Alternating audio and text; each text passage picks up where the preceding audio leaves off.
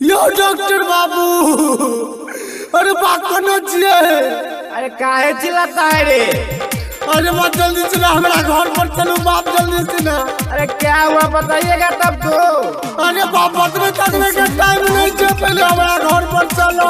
अरे इतना इमरजेंसी क्या हुआ, खुल के बदल रे। अरे बाप रे मन बदला सुनो। अरे सुनाइए।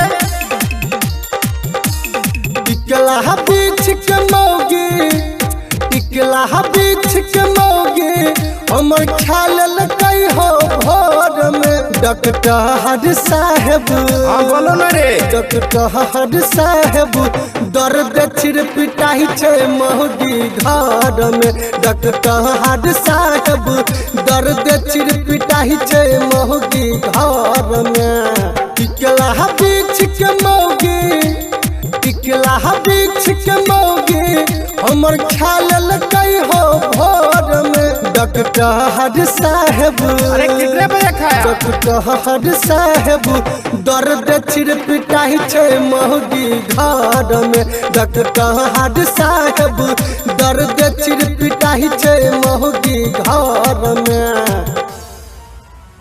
निजाम बाबू, आप सुन रहे हैं छारापति से एंजल वीडियो वर्ल्ड की शानदार प्रस्तुति।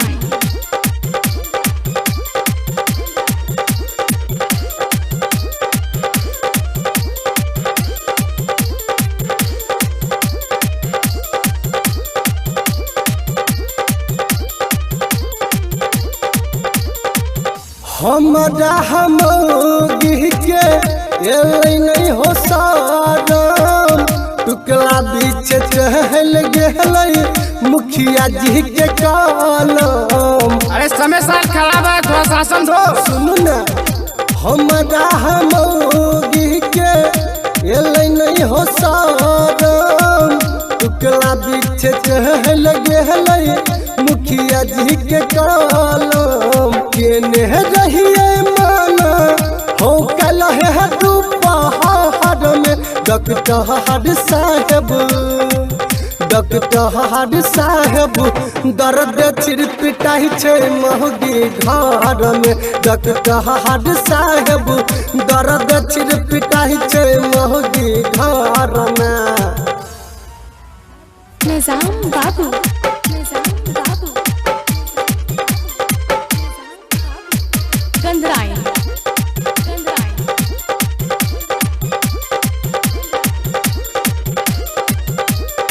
आप सुन रहे हैं छारापति से एंजल वीडियो वर्ल्ड की शानदार प्रस्तुति।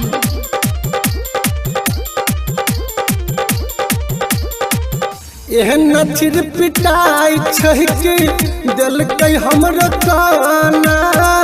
सास ससुर बुझाते तो भेज देत थाना। साल बुढ़वा बड़ कचर छै। एहन चिर पिटाई छै कि देलकै हमर काना।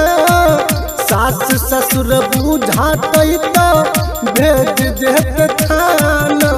सुतल छलिए भर रात ओकरा खातिर मच्छर में। डॉक्टर साहब, डॉक्टर साहब, दर्द चिर पिटाई छे मौगी घर में। डॉक्टर साहब, दर्द चिर पिटाई छे मौगी घर में हो।